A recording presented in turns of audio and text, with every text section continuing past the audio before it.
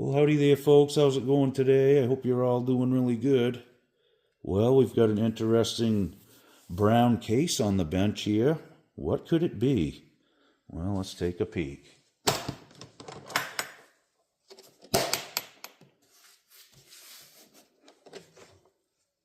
Okie doke. Well, what we're looking at here is a Martin D35.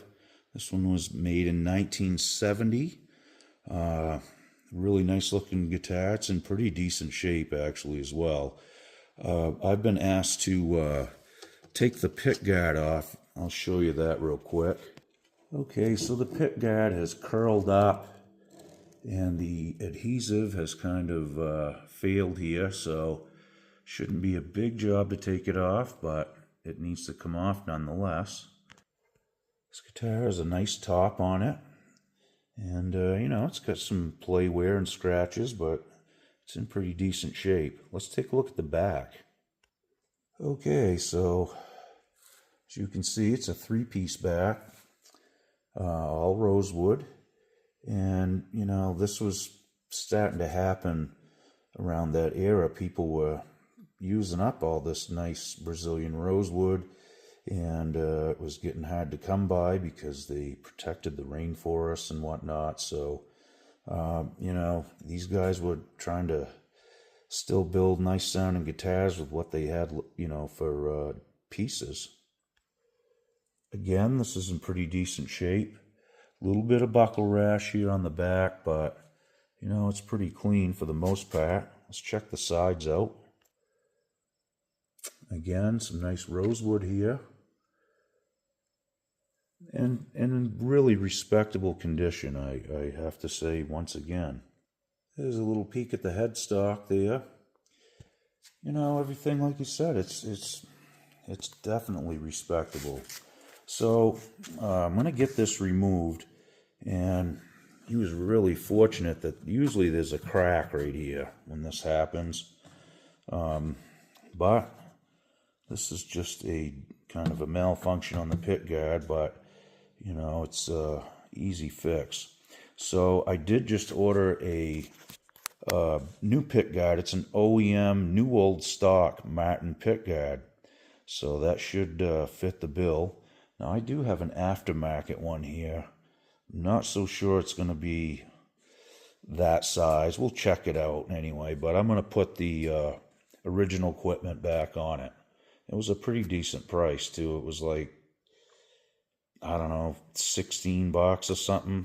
There's a guy on eBay that's got a bunch of them. I had a bunch of them at least. So if you want to check that out, if you leave a comment, I can actually give you the seller's YouTube, not YouTube handle, but eBay handle, and you can check it out. But if you just search Martin acoustic pickguard, it should come up. All right, let's see what we got here. Just using an old string pack here just to protect the finish on the top. That's going in there nice and easy. That's a good sign. Now, when you don't have to use a lot of force like that, it's really helpful because you can actually feel if that's dipping down into the top at all. When it's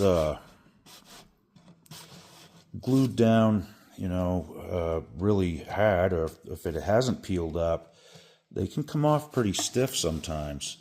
And when you're pushing real hard, it's hard to feel that sensation of the palette knife dipping into the wood.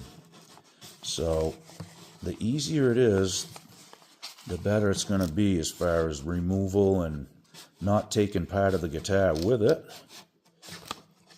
Now these are, I believe, just self-stick, self-adhesive on the back. You just stick them on. I'm not a Martin expert, but I'm pretty sure that's how they did them. I guess one way to find out is take a good look at the new old stock one that's coming in the mail, and we should know. Now again, I'm just taking very small bites out of that adhesive here with my palette knife. Okay, now that just let go up by the front edge of it, and that's good. Now I can come in from a different angle. I'd rather go with the grain than against it sometimes, but you still got to be careful no matter which direction you're going in.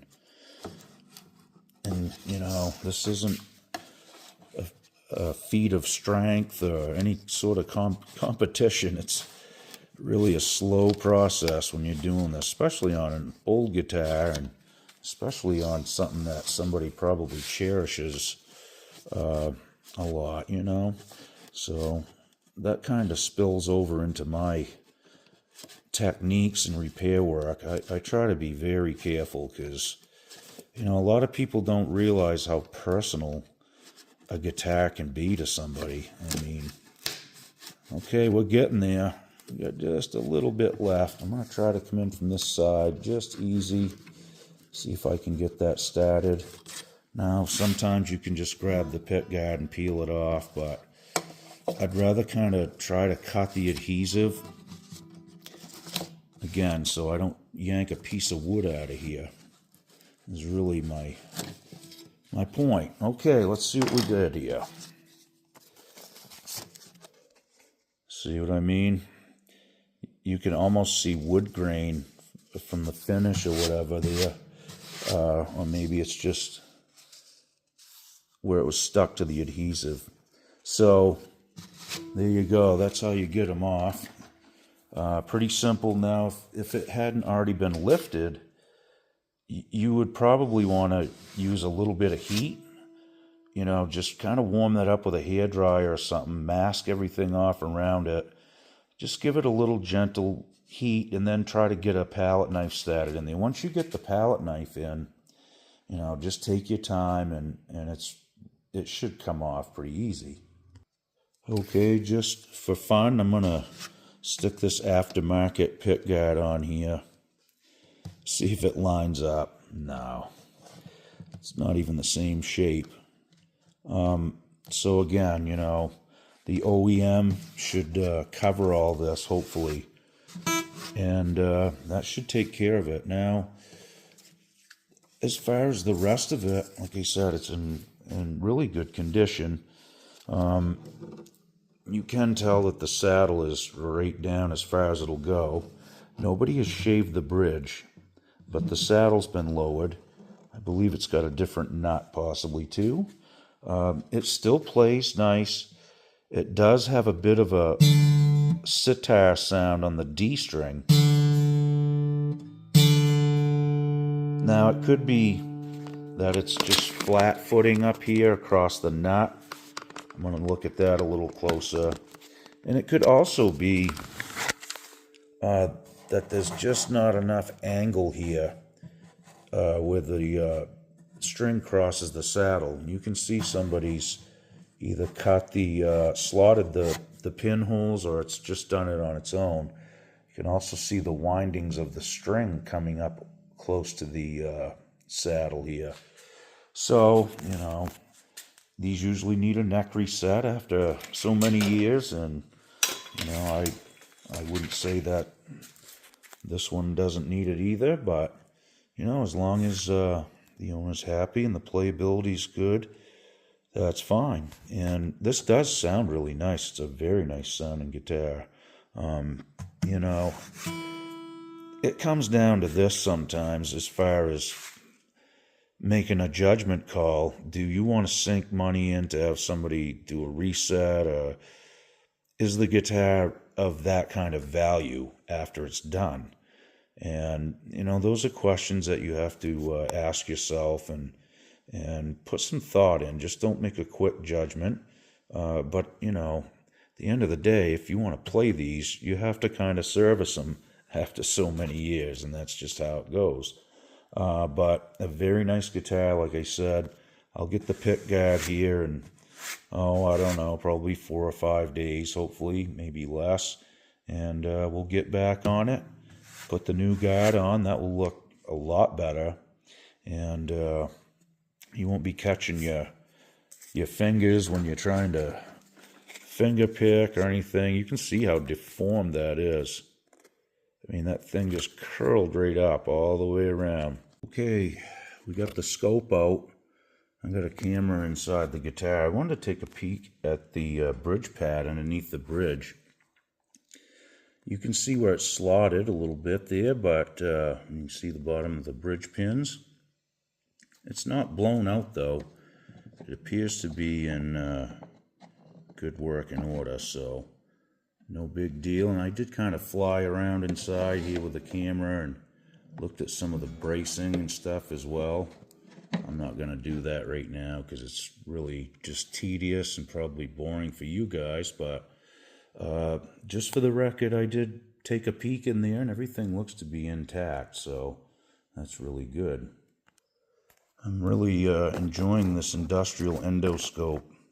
Makes it really nice to be able to look inside a guitar and see what's going on. Not trying to do it with mirrors and everything, and it's a pretty cool little piece to have in the shop, for sure. Okie doke, well, that's going to wrap this one up for today. Just a simple little job, but an important job too, you know, like I said. If you're doing this to your own guitar or someone else's, hopefully this info will help you out and you'll get a nice clean separation like I just did there and be on your merry way.